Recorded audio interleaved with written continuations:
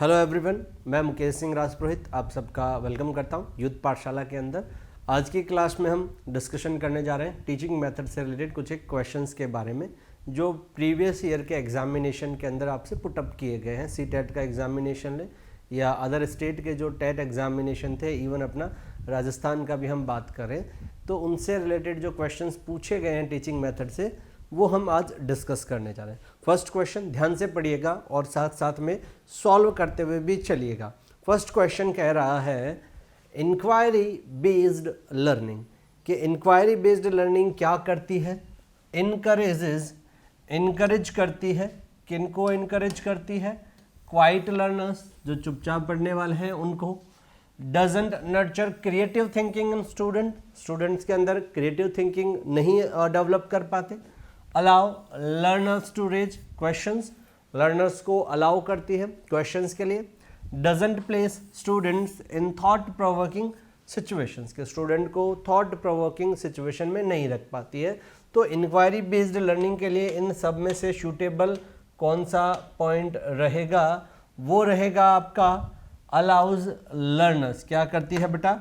Learners को allow करती है टू रेज क्वेश्चन, क्योंकि किस तरह की एक्टिविटी चल रही है? Inquiry based. Inquiry based learning के अंदर क्या होता है?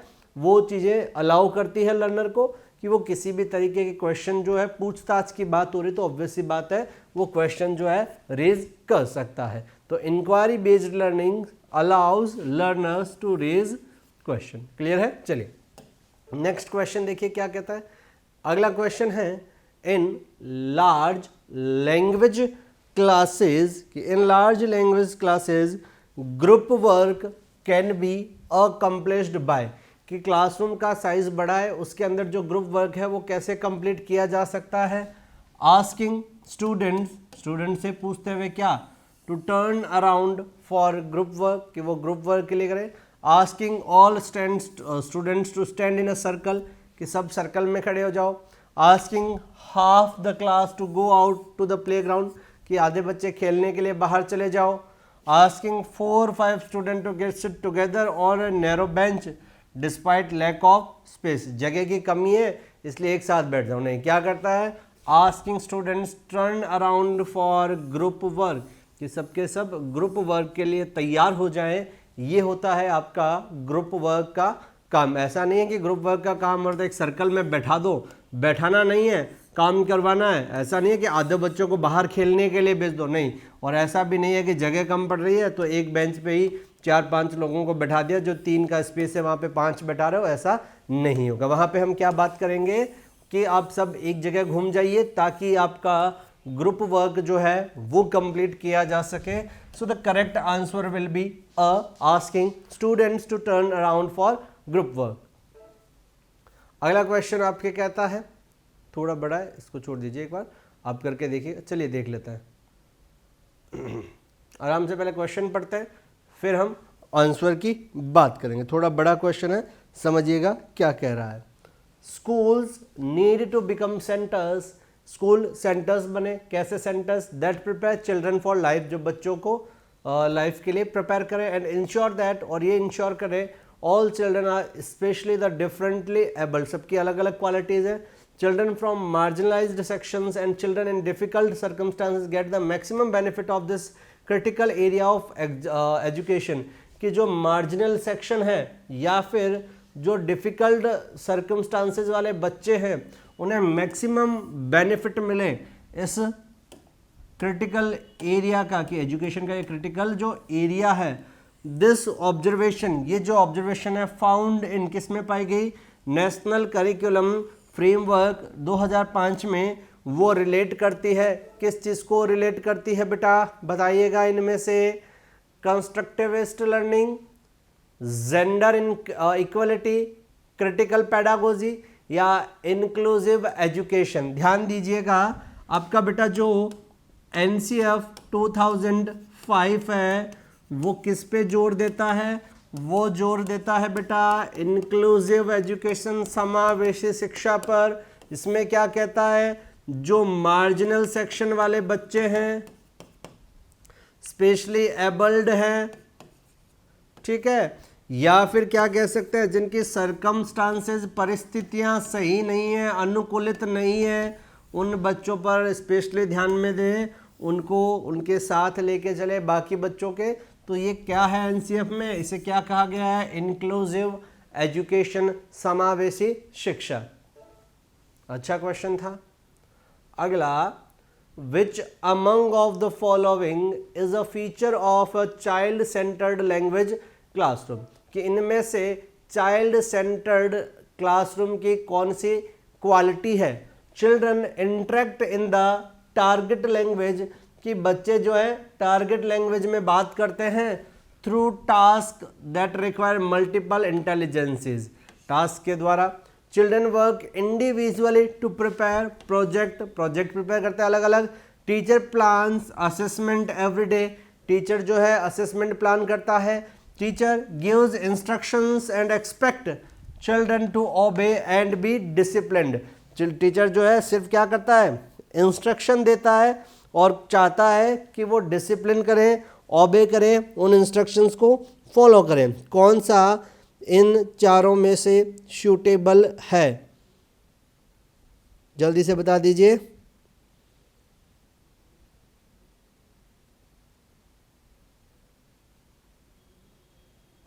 कौन सा सूटेबल है भाई, चाइल्ड सेंटर्ड है तो टीचर क्या करेगा, सिर्फ और सिर्फ इंस्ट्रक्शन देगा और उम्मीद करेगा कि बच्चे उसे ओबे करें और डिसिप्लिन करें। अगला क्वेश्चन देखिए क्या कह रहा है, which method is helpful in permanent learning, permanent learning में कौन सा हेल्पफुल है भाई, लिसनिंग, क्रैमिंग, प्रैक्टिसिंग और रीडिंग, कौन सा मेथड जो है वो परमानेंट में हेल्पफुल रहता है भाई। प्रैक्टिस, सबने कहावत सुनी होगी बेटा, कौन से, practice max a man perfect, practice जो है एक व्यक्ति को परफेक्ट बनाती है, वो उसके अंदर चीज़ों को परमानेंटली इंक्लूड करती है। तो प्रैक्टिसिंग जो है किसी भी चीज़ की वो बहुत ज़्यादा ज़रूरी है, बिना प्रैक्टिस के चीज़ें परमानेंट नहीं रह सकती। तो यहाँ पे क्या बात करा बेटा, प्रैक्टिसिंग जो है वो ज़रूरी है अगर किसी भी चीज़ को परमानेंट करना है। अगला question, crying of a child is language, dialect, sound या sign language. Crying of a child, बच्चे का रोना क्या होता है बेटा, बच्चे का रोना एक साइन लैंग्वेज है, वो संकेत की एक सांकेतिक भाषा है। वो रो के कहता है कि मुझे भूख लगी है या मुझे कोई प्रॉब्लम है, वो हंस के बताता है कि मुझे कोई खुशी हो रही है, समझ गए बात को। तो crying of a child is a sign language, ये भी कम्युनिकेशन का ही काम करता है। बच्चा रो के कम्युनिकेट करता है, अपना आपका ध्यान अपनी तरफ आकर्षित करता है हंस के या रो के, तो वो क्या बेटा एक साइन लैंग्वेज है। अगला question, complete the following bye selective correct alternative. Feedback is, कि फीडबैक क्या है, एन इंडिपेंडेंट एक्टिविटी, एक इंडिपेंडेंट एक्टिविटी है, part of the teaching process, teaching process का पार्ट है, end of A teaching process, teaching process का अंत है। यूजलेस एक्टिविटी को तो हटा देता हूं, इंडिपेंडेंट को हटा देता हूं, एंड है या पार्ट है। फीडबैक जो है बेटा वो टीचिंग प्रोसेस का पार्ट है या एंड है, बता दीजिए जल्दी से।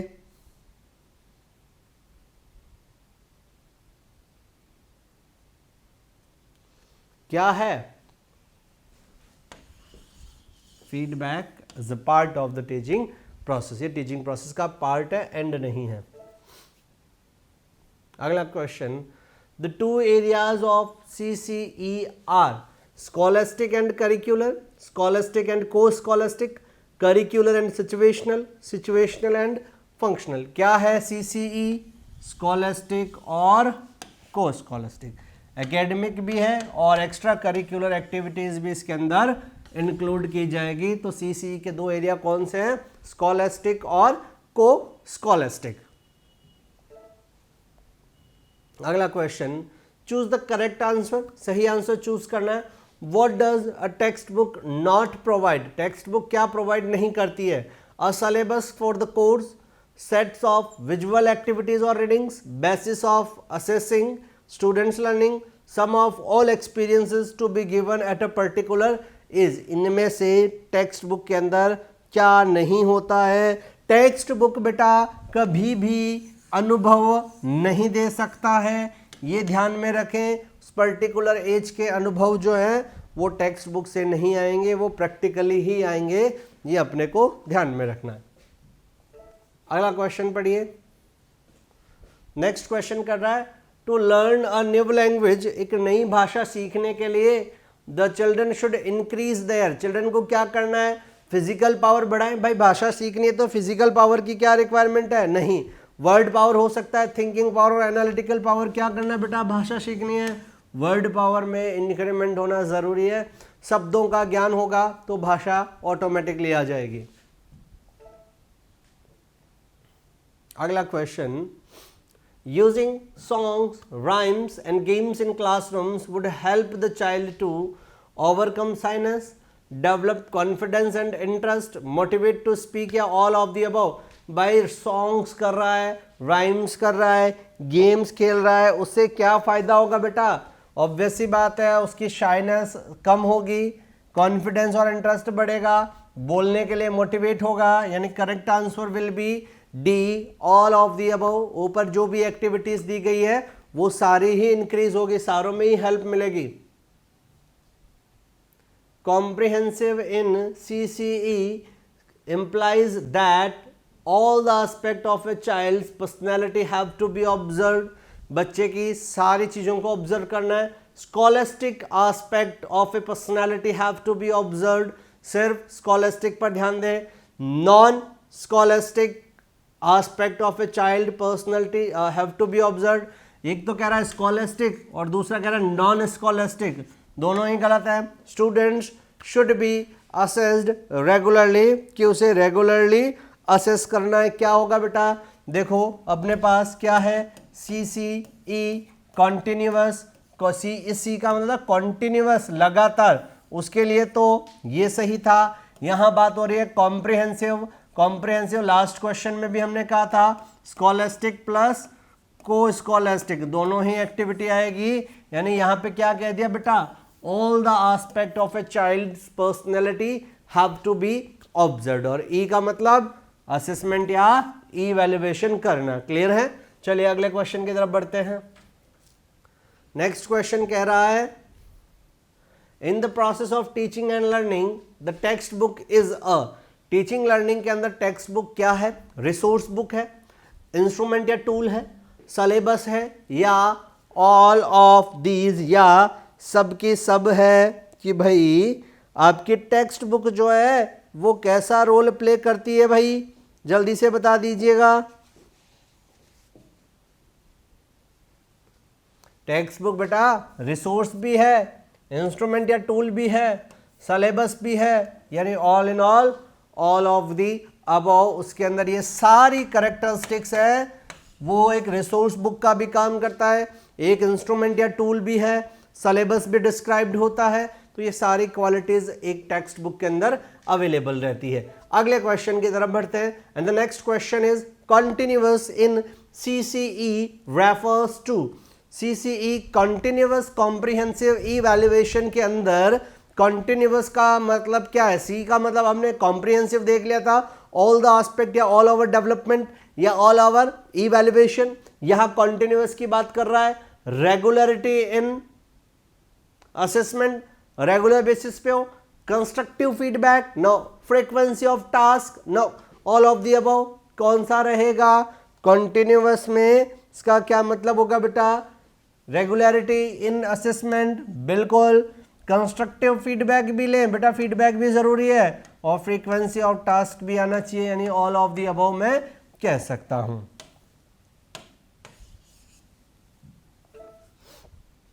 अगले क्वेश्चन की तरफ बढ़ते हैं।